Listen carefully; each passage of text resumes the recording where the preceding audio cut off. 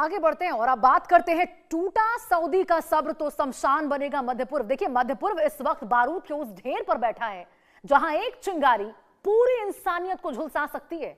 Iran ने अमेरिकी ठिकानों के बहाने सऊदी अरब, यूएई और कतर जैसे देशों को निशाना बनाना शुरू कर दिया है। अब तक ये देश शांत है, लेकिन सवाल यह है कि आखिर कब तक शांत रहेंगे। सऊदी अरब के पास 80 अरब डॉलर का रक्षा बजट है, यूएई के पास दुनिया के सबसे आधुनिक फाइटर जेट्स हैं। अगर इन देशों ने रक्षा छोड़कर हमले का रास्ता चुना और रास्ता यदि चुन लिया तो यकीन मानिए न तो ईरान बचेगा और न ही खाड़ी के ये चमकते शहर। और सबसे डरावनी बात यह है कि जब इन देशों के तेल कुओं से धुआं निकलेगा तो आपकी गाड़ी का पहिया और दुनिया की अर्थव्यवस्था दोनों जाम हो जाएगी। आइए समझते हैं इस महाविनाश का पूरा गणित क्या है। इस महाविनाश का पूरा गणित, स्थिति अभी कैसी है वो आपको बताएंगे।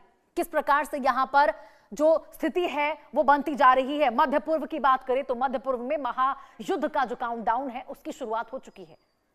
ईरान के हमलों से रेगिस्तान दहला है, खाड़ी के सुपर पावर, पूरी दुनिया अंधेरे में डूब जाएगी। और देखिए ईरान ने जब मिसाइलें दागी है तो उसका सामना खाड़ी की सबसे बड़ी ताकत सऊदी अरब से हुआ है। सऊदी अरब आज केवल एक अमीर देश नहीं है बल्कि मध्य पूर्व का सबसे बड़ा सैन्य केंद्र बन चुका है। 80 अरब डॉलर, उससे ज्यादा का सालाना बजट इसे दुनिया के सबसे ताकतवर देशों की कतार में खड़ा करता है। सऊदी एयरफोर्स के पास 300 से ज्यादा ऐसे लड़ाकू विमान हैं जो पलक झपकते ही ईरान के परमाणु ठिकानों को मलबे में तब्दील कर सकते हैं।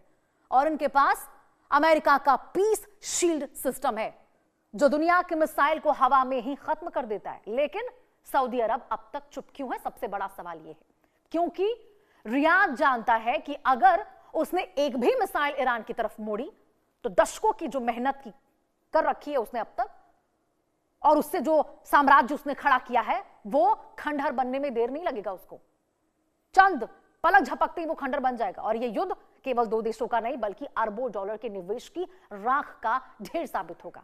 और यही वजह है कि अभी वो सब्र किए हुए हैं, लेकिन सब्र का बांध जो है वो कभी भी टूट सकता है। और देखिए कुवैत और यूएई छोटे देश है, बड़े घातक हथियार लेकिन करते हैं। कुवैत का दाव है 7.79 अरब डॉलर बजट। यूएई की मारक क्षमता आपको बताते हैं 22.75 अरब डॉलर और डॉलर बजट। F-16 और मिराज का सुरक्षा घेरा।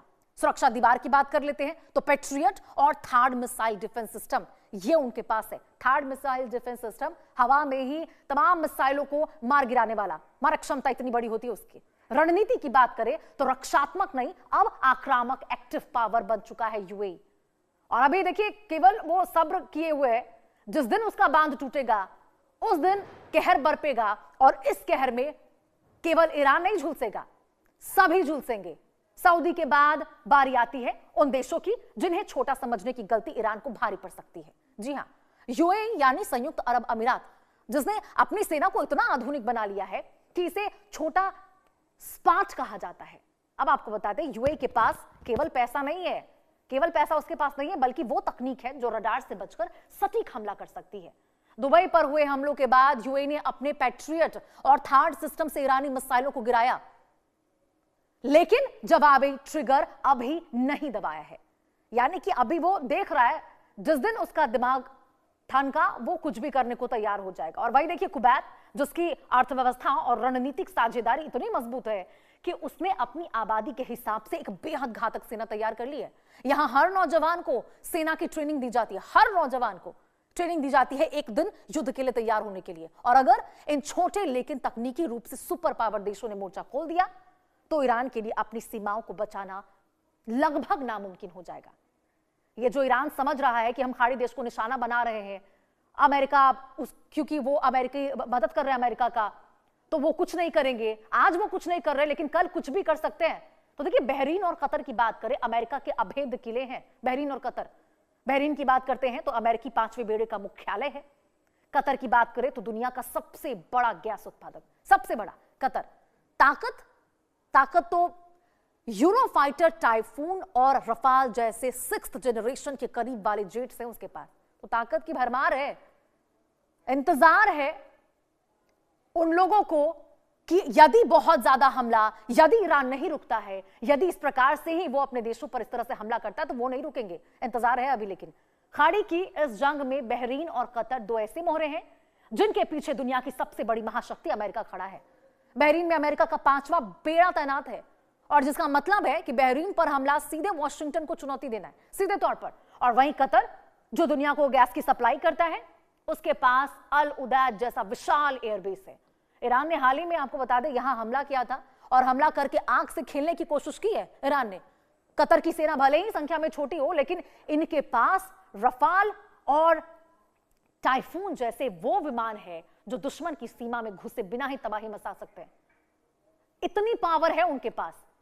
लेकिन ईरान सिर्फ यहां पे एक तरह से उनकी जो क्षमता है उनका सिर्फ इंतजार ही कर रहा है। ये जब भी इन्होंने पावर अपनी दिखानी शुरू की तो फिर ईरान यहां पे उड़ते हुए नजर आएगा। तबाही का ऑयल एंगल अब देखिए, जब दुनिया थम जाएगी, क्योंकि अब ये पूरी वार ऑयल वार की तरफ तब्दील होती हुई नजर आ रही है। खतरा क्या है? खाड़ी देशों से होने वाली 30% वैश्विक तेल सप्लाई रुक जाएगी युद्ध बढ़ता है तो। और यदि इस प्रकार से स्थिति बनती है तो मंदी, पेट्रोल की कीमतें $200 प्रति बैरल के पार जा सकती है। $100 के प्रति बैरल के पार तो देखिए अभी ही पहुंच चुकी है। और अंधेरा देखने को मिलेगा। दुनिया के कई देशों में बिजली और ट्रांसपोर्ट सिस्टम पूरी तरह से ठप होने का डर बना हुआ है। नतीजा क्या होगा? विकासशील देशों की अर्थव्यवस्था पूरी तरह ध्वस्त हो जाएगी। भारत पर भी खतरा मंडरा सकता है। तो देखिए, विकसित देश, जब विकसित देश इसकी मार से झेल रहे हैं, इसकी मार से नहीं रुक पा रहे, उन पर कॉन्सिक्वेंसेज है, उनको साइड इफेक्ट देखने को मिल रहा है, नेगेटिव इफेक्ट, तो फिर विकासशील देशों का तो आप समझ ही सकते हैं। अब देखिए, सबसे बड़े खतरे की बात क्या है? अगर ये 5 देश और ईरान आपस में भिड़ गए तो क्या होगा? सबसे बड़ा सवाल। इसका जवाब आपकी जेब और आपकी रसोई से जुड़ा है। जी हां, पूरी दुनिया की 30% तेल सप्लाई इसी इलाके से होती है। 30% पूरे दुनिया में यहीं से जाता है। और यदि युद्ध की आग तेल के कुओं तक पहुंची तो कच्चे तेल की कीमत $200 प्रति बैरल को छू जाएगी।